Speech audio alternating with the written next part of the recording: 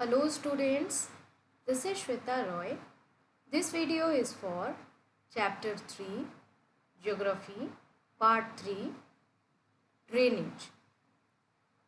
In this video, we are going to discuss about the question answer of the chapter.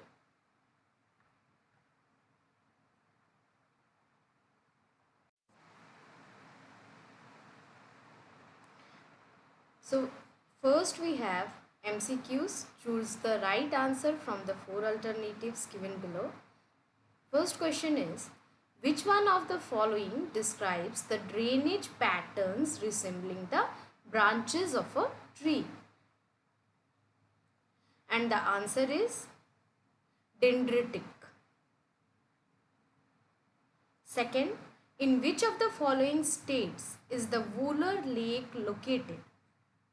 The answer is Jammu and Kashmir. Third, the river Narmada has its source at, and the answer is Amarkantak.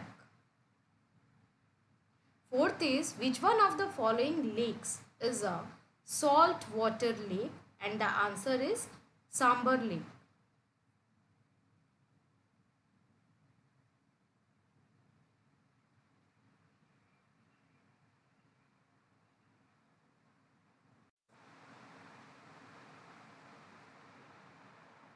Number 5 is, which one of the following is the longest river of the peninsular India? And the answer is Godavari. 6. Which one amongst the following rivers flows through a rift valley? And the answer is Tapi.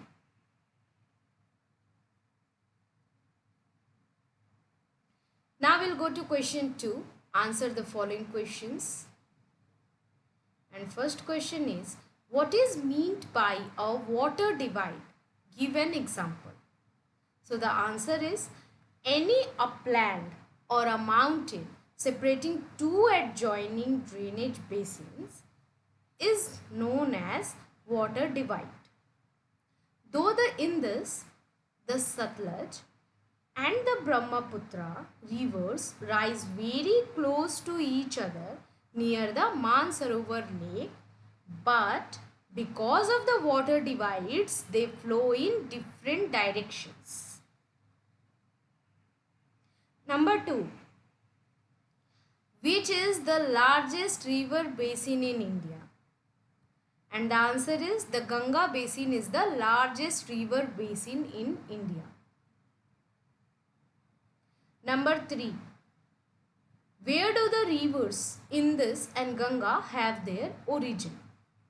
And the answer is, the Indus river has its origin in Tibet near the Mansarovar lake, while the Ganga river has its origin in the Gangotri glacier in Uttaranchal. Question number 4. Name the two head streams of the Ganga. Where do they meet to form Ganga?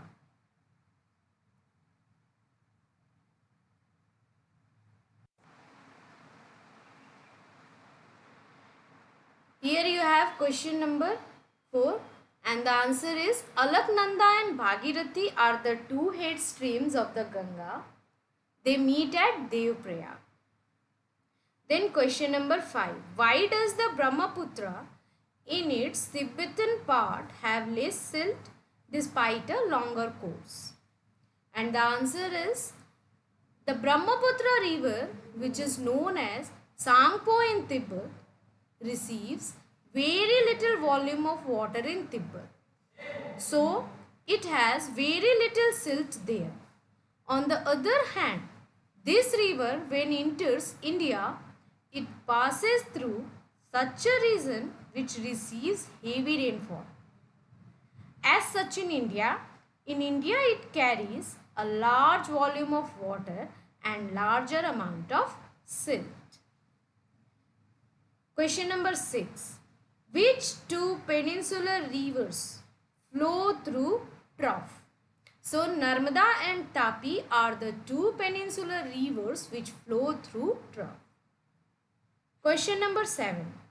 State some economic benefits of rivers and lakes.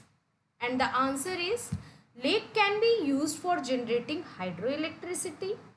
A lake can be a good tourist attraction. Rivers have been the center of human civilization since ancient times. Even today, many big cities are situated on the bank of a river. River water is used for irrigation, navigation, hydroelectricity, fisheries, etc. Now we have question 3. There are some name of some lakes given here and we need to categorize it into natural and human created by human being. So first is Wooler Lake. Wooler Lake is natural lake. Second is Dal Lake. Dal Lake is also natural. Nainital, natural. Bhimtal, natural. Govind Sagar is created by human being. Loktak, natural. Barapani, natural. Chilika, natural. Sambor Lake, natural. Rana Pratap Sagar, this is created by human being. Nizam Sagar, created by human being. Pulikat, natural. Nagarjuna Sagar, this is created by human being. Hirakund, created by human being.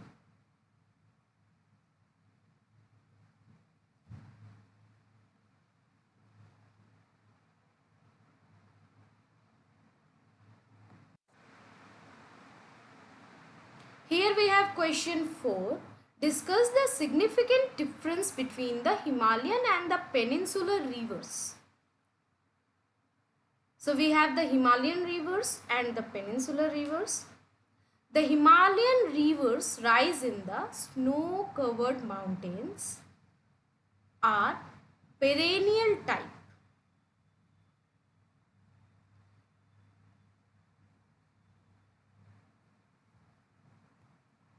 They flow in labeled northern plains and are highly useful for irrigation, cultivation and also navigation purpose. The Himalayan rivers bring with them fertile alluvium which they deposit in the Indo-Gangetic plains. 4 number, canals have been dug to use the water of these rivers for irrigation. 5. Many important towns and centers of trade are situated on the banks of these rivers. 6. The porous soil of northern plain absorbs the water which is later on used as groundwater by digging wells and tube wells. When we go to peninsular rivers, the mountains in which the peninsular rivers rise, not snow covered, hence they dry up during summer.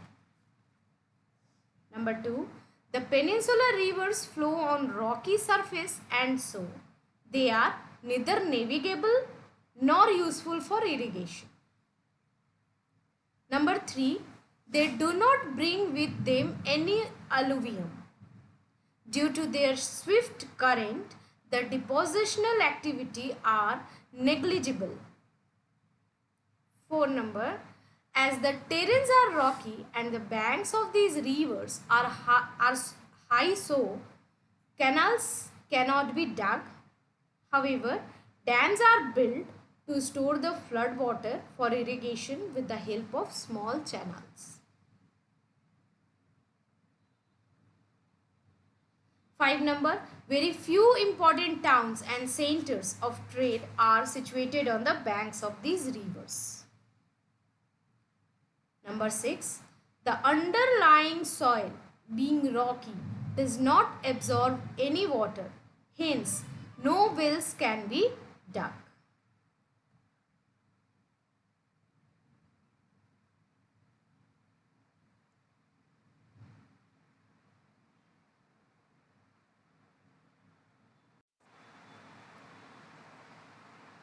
have question 5.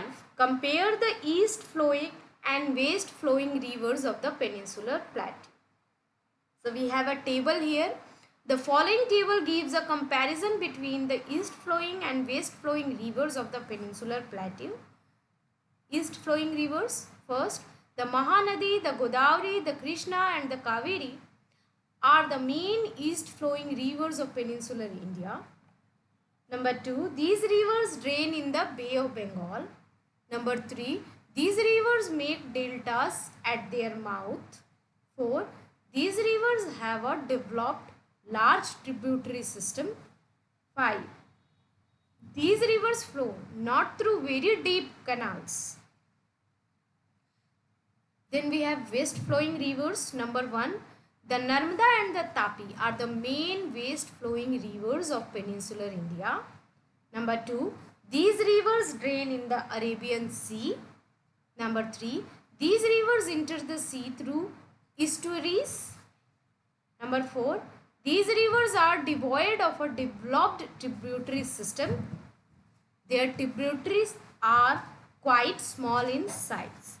5, these rivers flow in troughs. Then we have question number 6.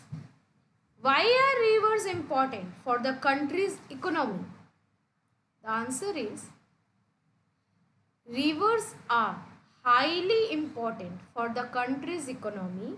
Following are some of the points which indicate the importance of rivers for country's economy.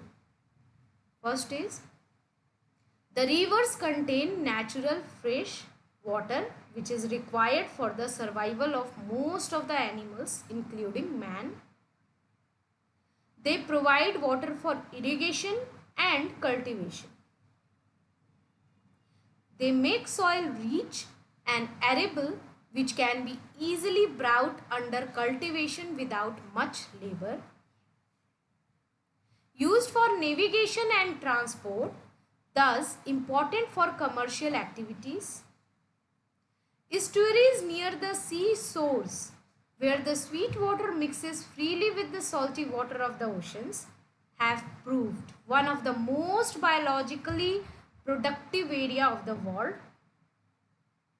The rivers are being harnessed for generating hydroelectric power. Some lakes are also important tourist spots like Dal Lake, Nainital, etc.